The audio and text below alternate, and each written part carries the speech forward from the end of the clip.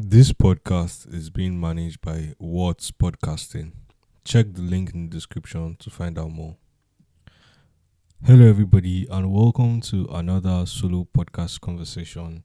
Today, I will be talking about Nigeria's consumer market. Now, this is based on a report that was published by Stears. Stears is a data company in Nigeria. Honestly, they are one of my favorite just because of how professional and just how methodological their reports are and basically how they display information. I mean, yes, they switched from a B2C business to being a B2B business, which technically for people like me who are consumers, individual consumers, we lost access to a lot of the reports and data, but for the ones that we still have access to and is available, like the consumer intelligence report that was released in April 2024, which is what I'll be talking about. The quality of their work is really good, honestly. So the consumer market data about Nigeria is really an interesting data for many reasons, right? It's quite hard trying to understand basically Nigeria's consumer markets, like trying to understand, okay, how do people actually consume in Nigeria? And I think this report starts to really have that conversation for people that might be interested in the Nigerian market.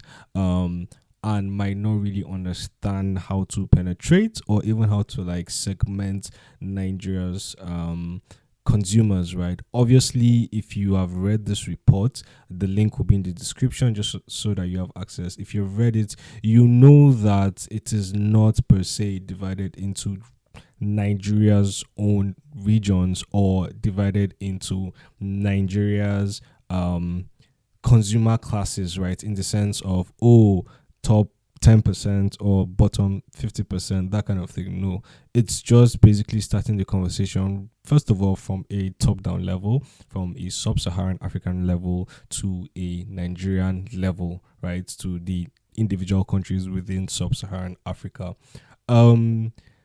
Without further ado, I'll just go into basically the consumer reports. I will start off first of all by talking about the methodology, which is very important to be able to understand what exactly we are talking about. Now, Stears uses a consumer classification framework to talk about and really present Nigeria's consumer markets. And essentially, their whole conception of creating this framework is because of the lack of usefulness or basically the weaknesses of other frameworks, right? That tries to understand Nigeria's markets. And along with this consumer classification framework is also the market attractiveness index, which basically they use together to now tell you how sub-Saharan Africa's markets, that is nations literally, are being segmented and categorized generally. So the first things I will do is talk about like what makes up the consumer classification framework and what makes up the market attractiveness index, right? Once I do that, I'll talk about the countries that are involved in this sense, some of the rationale for why they choose the matrix that they choose, that is Stears, and then I'll try and dig deeper into basically the actual classifications of the economic profiles, that is the individual markets and nations as Stears defines them. And then I will talk about Nigeria, particularly as a consumer market. There are other countries in this report, so if you really want to understand, for example, the consumer market of Ghana, or you want to understand the consumer market of let's say South Africa, they also list it out. But this podcast is about Nigeria, so we'll just get into it directly. To understand the consumer classification, right? So Stears uses certain economic data points, and certain generally data points, including GDP per capita, electricity access, asset ownership, and wage employment is what they use. Then they also include life expectancy, the median age, inflation, and unemployment. Now, Stears gives rationales as to why they use, what they use for the consumer classification. That is the GDP per capita, electricity access, asset ownership, and wage and employment. For example, for the GDP per capita, which is, a measure of the purchasing power, the PPP of a country, right? They state that if, a direct indicator of the PPP will help you understand basically, how much of Nigerians have the capacity, right, to buy certain kinds of products, right, especially as regards buying things for survival or buying things, as discretionary spending. For example, when it comes to electricity access, their rationale for choosing it for the consumer classification is that if a country has greater electricity access, it tends to correlate with a higher standard of living and technological integration as well. Asset ownership, their rationale is that, first of all, asset ownership in this particular report measures the proportion of the population with access to, cars and then internet-enabled mobile phones. So that is car ownership and smartphone penetration is really what makes up asset ownership.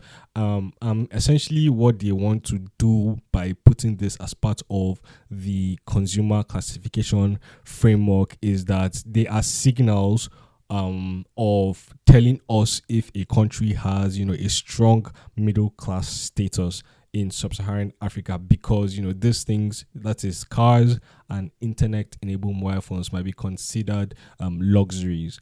And the wage employment is a measure of the share of total employment in a country, that is wage and salaried employment.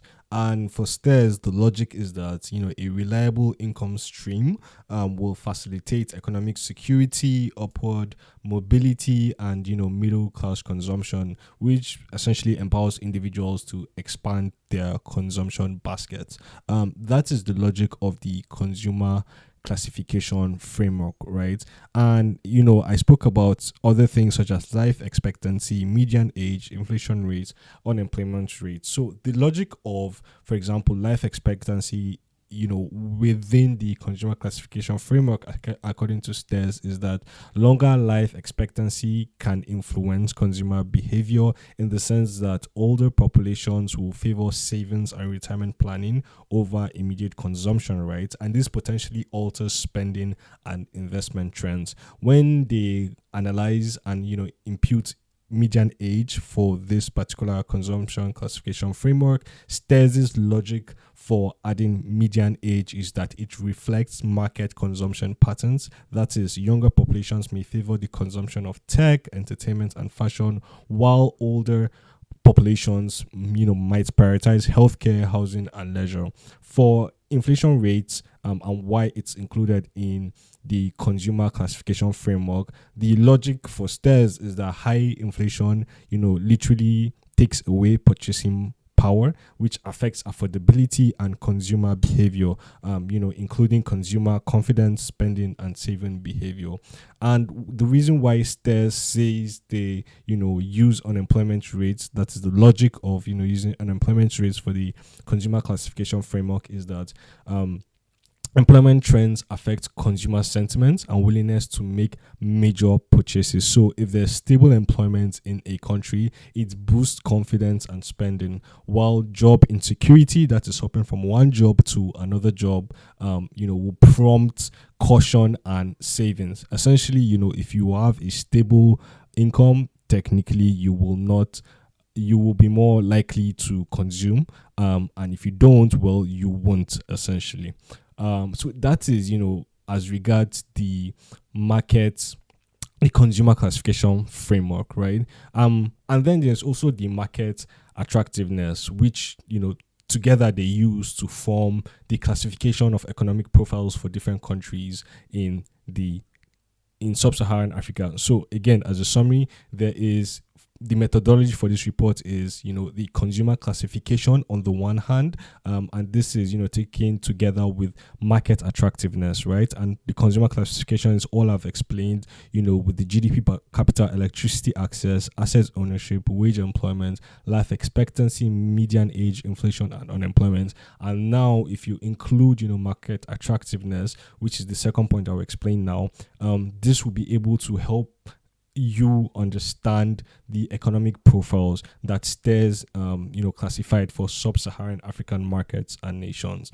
So the market attractiveness includes three vital things: the financial account ownership, the usage of credit, and the usage of digital financial services. Again, I'll explain what the reasoning and the rationale behind why Stears uses this, because I think it is important when trying to understand exactly what you are reading, or in this case, what you're listening to in this podcast. So for the first thing, that is the financial account ownership. This is a measure, or it measures the proportion of the adult population, that is those 15 years and above, that owns or shares a financial account. And essentially, the reasoning here is that financial accounts provide tools for managing money, right? And accruing interest on savings, which could augment spending potential. Literally speaking, it just means that, if somebody has a financial account, somebody aged 15 and above in a particular sub-Saharan African market, there is a likeliness that, they will be more attuned to consumer spending than the opposite. The second thing for market attractiveness index is the credit usage, right? And essentially, the credit usage measures the proportion of, again, the adult population, which are people aged 15 and above, that have borrowed from a financial institution. And the logic and the reasoning here is that if people use formal credit, then it serves as a significant indicator of a consumer's capacity to effectively utilize accessible and cost-effective credit from institutional sources, to enhance their purchasing power, right? In simple English, what this means is that, if a person borrows money, then it's an indication on two things. First of all, that there are even institutions, financial institutions, that they can borrow from on the one hand, and secondly, on the other hand, it's also a reflection of the consumer in his or herself, right? Because that will help the consumer be able to buy more things and spend more things. Why? Because you're able to borrow from these institutions in the first place. And then the final thing you need to understand for market attractiveness, the market attractiveness index, is the digital financial services usage. And this basically measures the proportion, again, of the adult population that has used a mobile phone or the internet to make payments, to buy things, or to send and receive money using a formal account.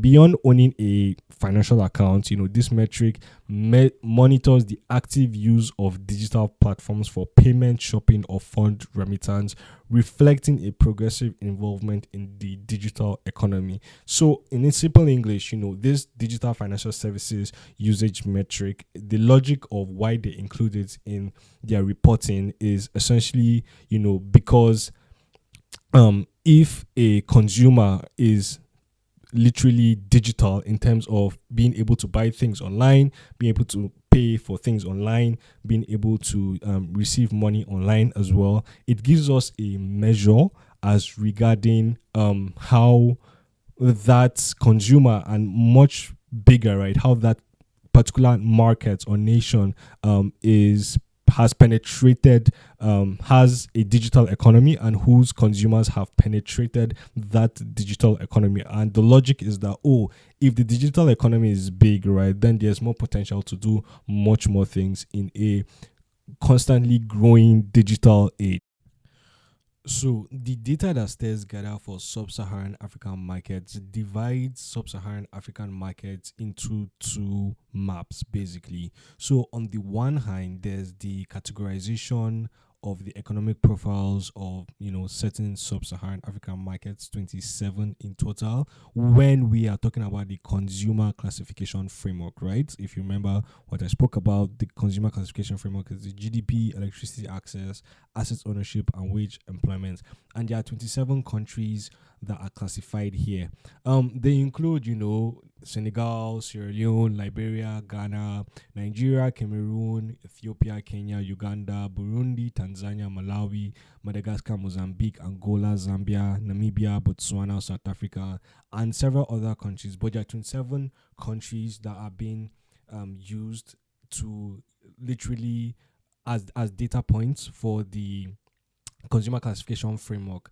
Um, Also, there is another map or another mapping for the market attractiveness index. Remember, the market attractiveness index is what takes into account the following data points: the financial account ownership, the usage of credit, and the usage of digital financial services. So, with these three, the market attractiveness index is formed. And for the market attractiveness index, there are actually less countries. The countries involved under the market and attractiveness index include Nigeria, Cameroon, Ghana, Senegal, Liberia, Namibia, South Africa, Uganda, Kenya, Burundi, Tanzania, Zambia, and Mozambique. Not and Mozambique, there are like 4 other African countries that you can look at in the report proper. So we have 2 maps of sub-Saharan Africa, one classified by the consumer classification framework, and another by the market attractiveness index. Why is it important that I say this? It's important that I say this because the economic profiling of nations is different. What I mean is that, so Nigeria is classified as a maturing economy, maturing consumer market when we are talking about the consumer classification framework. But when we are talking about the market attractiveness index, Nigeria is seen as an advanced consumer market. So this differentiation is necessary based on the explanation of the economic profiles that I just explained. Now that we know this, right, then let's start looking at Nigeria as basically a maturing consumer market. When we look at Nigeria as a maturing consumer market, we see that there are certain characteristics that make this kind of market, right, the maturing consumer market, and there are certain economies, as I've explained, including Ghana, Cote d'Ivoire, Senegal, that are part of the maturing consumer market when we're talking about the first index, which is the consumer classification framework. The characteristics for countries like Ghana, Cote d'Ivoire, Nigeria, and Senegal is that they are resource rich, they are commodity dependent, and they have a young demography with unequal consumer class stratifications. That is, amongst the young demography, there is unequal consumer differences. So there are certain groups that are way richer and some groups that are poorer, essentially, amongst this young demography. We also have amongst the maturing consumer markets, combined market readiness for technological innovations and adoption of digital solutions. So for places like Nigeria, this can be exploited, as investors can look at it as stock markets, because of the advancements of technological innovations and the adoption of digital solutions within Nigeria. And of course, as I've already explained, Nigeria ranks highly if we are looking at the market attractiveness index, which classifies Nigeria essentially as an advanced consumer market. Another thing we have to note when we're talking about Nigeria now, specifically looking at what actually is the consumer profile within Nigeria. When we start to ask that question and when we start to look in this direction, right, what we see is that Nigeria is shifting towards a much more economical consumption pattern. What this means is that there's a growing trend in Nigeria towards a sachetization of consumption. According to the Stears report, what essentially this means is that a lot of the products are actually going to, reduce into like sachet kind of packages, right? Especially like for consumer goods.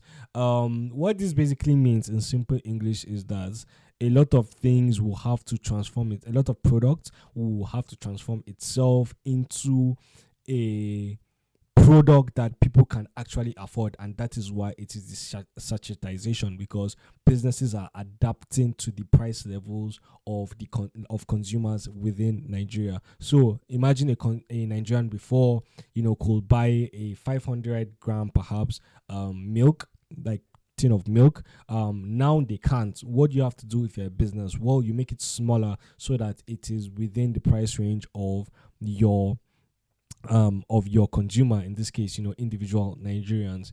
And this makes the entire consumer market in Nigeria very, very, very price sensitive, right? As if you do not change how your products are, in the sense of you do not change basically the pricing of your products on the one hand, and also if you want to maintain the pricing, right, you do not change the size of the product, right, you might lose out, because customers will go somewhere else and basically get the goods that they want somewhere else. And the Stears report explains it by saying basically that consumers are favoring neighborhood stores now over prominent retail stores. So people are going to their local residence shops, that is the ones that we know, with the security guards. People will favor that, or the shops that are literally around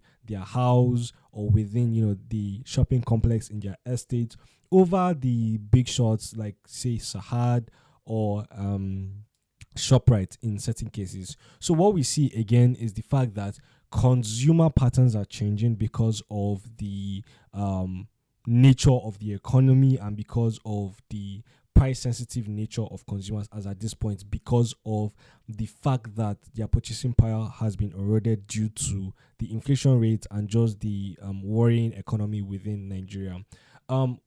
Another huge challenge, right, or a defining challenge that the Stears report says as regards this particular consumer class, or the consumer market in Nigeria, is the fact that the challenges really in Nigeria, lies in the gap between its growing population and the GDP. That is, Nigeria's population is increasing at a steady 2%, but the GDP is not catching up to the amount of people that Nigeria is bringing right into Nigeria, basically the newborn babies. So this leads to an output gap that limits effective resource utilization and consumer spending. Basically, there are more people than there are customers that can afford the goods in the country. In simple English, the more people that there are, technically, then there are going to be more mouths demanding for products. And if there are more consumers demanding for products, what happens? The price also goes up, right? So, and there is literally, what the report is trying to say is that there's a limitation in the sense of how much of, products and how much of goods being produced into the economy and being produced into the Nigerian market, right, is adapting to these population changes. And this is, reflected by, the GDP that is not increasing as fast to help maintain the standard of living of individual Nigerians. Again, in simple English, they are just saying that on the one hand, population is growing and the GDP is not doing as well as, for a population that's growing that much. And therefore, the standard of living for individuals is actually reducing. And because of it reducing, people are finding it harder to consume the same way they consumed in the past, right? So the kinds of things they consume are equally changing, as I explained, and as the report says, with the oh my god, hey, I can't cast in Jesus' name, with the sachetization of the products within Nigeria.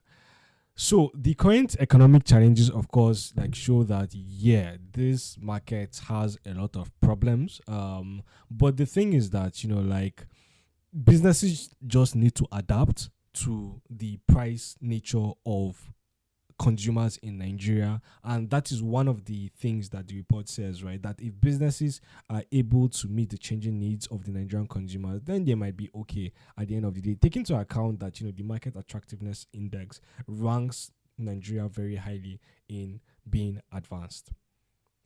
Anyway, that is all for this particular report and this particular podcast.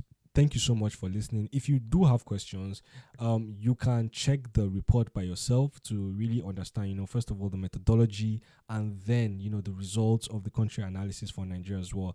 As I've explained, if you're looking at the two classifications, that is the consumer classification framework, and on the other hand, the market attractiveness index. If you look at those two things, right, what we do see is that different data points. So for the consumer classification framework, there are more countries as opposed to the market attractiveness index. The report says that there's no available data for the particular data points they require for the metric to measure market attractiveness index, and that is why they leave it out, and there are less countries. That is the 17 countries as opposed to the 27 for the consumer classification framework.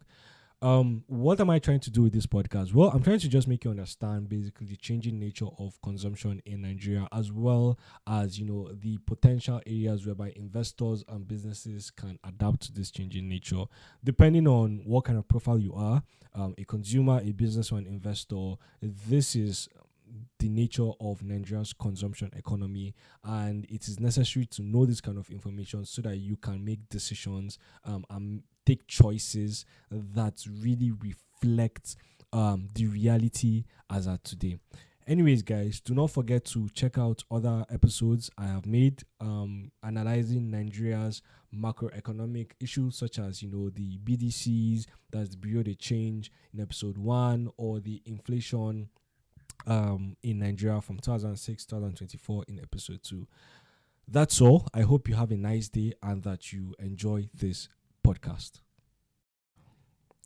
Thank you everyone for listening to this podcast. This podcast is managed by What's Podcasting, a podcast management company for busy individuals and businesses. They basically handle all the work in podcasting, so you can just podcast very swiftly and effectively like I do. If you want to know more about them, check the link in the description so that you'll be able to benefit from their services and their value. Have a wonderful day ahead, everybody.